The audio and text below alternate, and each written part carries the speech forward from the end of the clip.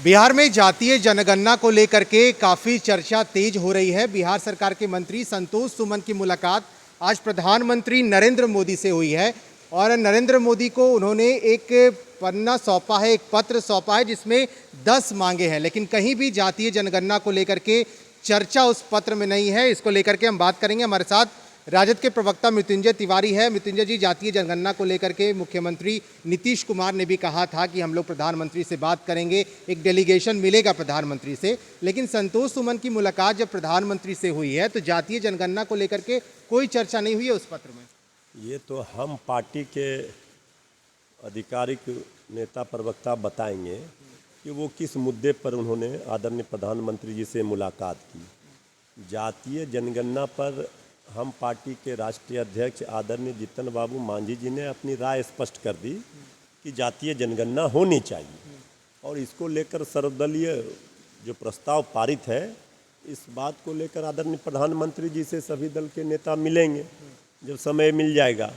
इन अब बिहार सरकार में माननीय मंत्री हैं, सहयोगी हैं एनडीए के, बीजेपी के, हम पार्टी के कोटे से संतोष मांझी जी, वो मिले, किस संदर्भ में मिले, उसमें जातीय जनगणना पर उसमें चर्चा हुई या नहीं हुई इसकी जानकारी हमें नहीं है, लेकिन उनकी पार्टी का राय स्पष्ट है एनडीए में रहकर भी कि जातीय जनगणना होनी चाहिए।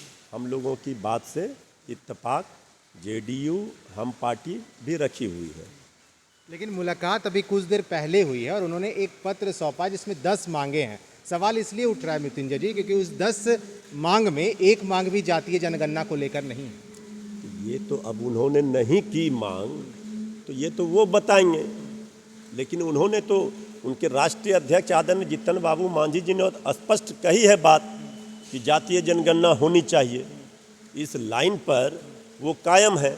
आदरणीय प्रधानमंत्री जी से मिलकर के उन्होंने क्या मांग रखी, वो एनडीए के सहयोगी हैं, अब वो बताएं कि बिहार के हक और हकूक़ के लिए बात हुई, किस मुद्दे पर बात हुई, जातीय जनगणना पर चर्चा हुई या फिर महंगाई पर बात हुई, बेरोजगारी दूर करने पर बात, ये तो वो बताएंगे ना। वो सहयोगी सरकार में शामिल हैं, आदरणीय प्रधानमंत्री जी से मिले हैं, 10 मांग को उन्होंने रखा है।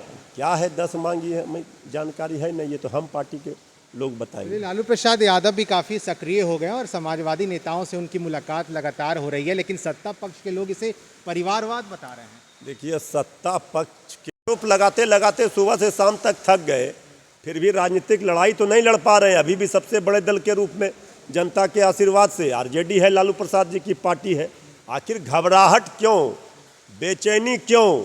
इसलिए बेचैनी घबराहट है जब लालू प्रसाद जी कमर कस लेते हैं तो पूरा ट्रैक रिकॉर्ड है कि भारतीय जनता पार्टी को जो जन विरोधी सरकार है, गरीब विरोधी सरकार है देश में, जो ये खतरनाक डिजाइन देश के अंदर इस सरकार के रहते बना हुआ है, इसको समाप्त करने के लिए लालू प्रसाद जी ने देशवासियों के ताकत के बल पर संकल्प लिया है और जब तक ये नहीं उखाड़ कर फेंक देंगे तब तक ये चैन से लालू प्रसाद जी बैठेंगे भी नहीं। लेकिन बीजेपी का तो स्टैंड अब से ही दिखने लगा है मृत्युंजय जी। बीजेपी की तरफ से जो मंत्री सम्राट चौधरी का बयान आया कि 2025 में अब बीजेपी अपने कोटे से मुख्यमंत्री का दावा पेश करेगी और इसके लिए उन्होंने कहा है कि तैयारियां भी शुरू की गई हैं।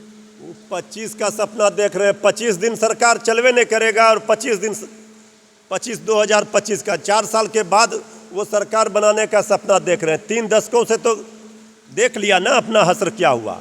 अब तो जिनके बैसाखी पर वो कूद रहे हैं, मुख्यमंत्री का तो चेहरा नहीं मिलता है भाजपा को, इतने दिनों में तो नहीं मिला।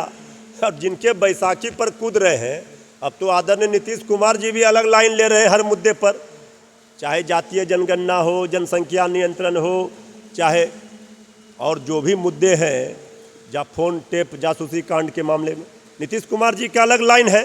बीजेपी में हिम्मत है तो दिखाए, बीजेपी में अगर हैसियत है राजनीतिक लड़ाई लड़ने की तो बैसाखी का सहारा छोड़े आदरणीय नीतीश कुमार जी का साथ, वो नहीं कर पाएगी क्योंकि इनको एन केन प्रकारेण सत्ता चाहिए।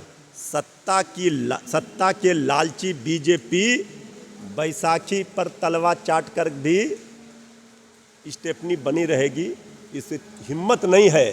2025 में हम तो खुली चुनौती पहले भी दिए हैं, अभी भी दे रहे हैं।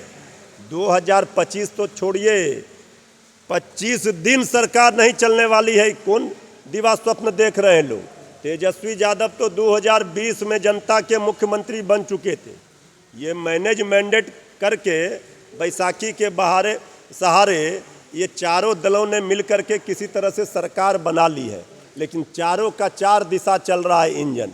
अब ये सरकार चल रही है, यहाँ किसी भी क्षण कुछ भी हो सकता है। बिग ब्रेकिंग आप लोगों को मिल जाएगी। आखिरी सवाल मृत्युंजय जी, कल आरजेडी सुप्रीमो ने चिराग पासवान को लीडर बताया है। चिराग पासवान से जब मीडिया ने बात किया, हमने पत्ता खोलें, ये सब बात मीडिया में खोल करके आदरणीय लालू प्रसाद जी ने क्या कहा? स्वर्गीय रामविलास पासवान जी के राजनीतिक उत्तराधिकारी श्री चिराग पासवान जी हैं, वही नेता हैं एलजेपी के राष्ट्रीय अध्यक्ष। अपने जीवन काल में स्वर्गीय रामविलास पासवान जी ने उनको ये दायित्व दिया था। ये जोड़ तोड़ करके इन लोगों ने उनके सांसदों को तोड़ लिया है, लेकिन जो उनके समर्थक हैं, उनके चाहने वाले हैं जो रामविलास पासवान जी के, वो आज भी चिराग पासवान जी के साथ हैं। यही बात आदरणीय लालू प्रसाद जी ने कही है। चिराग पासवान जी को पता है ये नकली राम के हनुमान बने थे और राम ने हनुमान के घरों में आग लगाई है, तो अब उनको भी ये ज्ञान हो गया है। वो सही समय पर आगे आने वाले समय में तेजस्वी और चिराग साथ हैं, क्योंकि आरजेडी सुप्रीमो ने भी कहा है। एकदम ये दोनों नौजवान मिलकर के बिहार की जनता अपना भविष्य देख रही है। अकेले तेजस्वी यादव जी ने अपनी ताकत का, अपनी ओजस्वी प्रतिभा का एहसास बिहार ही नहीं देश और दुनिया को करा दिया 2020 के चुनाव में। अब कहीं कोई मुकाबला है, कोई दूर दूर तक टिकने वाला है? चिराग पासवान जी युवा हैं, स्वर्गीय रामविलास पासवान जी भी आदरणीय लालू प्रसाद जी के साथ मिलकर के दलितों, वंचितों, शोषितों की लड़ाई लड़े हैं। चिराग पासवान जी भी सही जगह पर आएंगे जहां देश हित की, राज्य हित की बात हो रही है। चलिए, आने वाले समय में भी ये देखना होगा कि तेजस्वी यादव और चिराग पासवान क्या साथ आते हैं, क्योंकि लगातार चर्चाएं हो रही हैं। आरजेडी सुप्रीमो लालू प्रसाद यादव ने भी कल यही बात कहा था कि आने वाले समय में चिराग पासवान और तेजस्वी यादव साथ होंगे। अपने सहयोगी बिरजू के साथ अश्मित सिन्हा, स्वस्थ बिहार, पटना।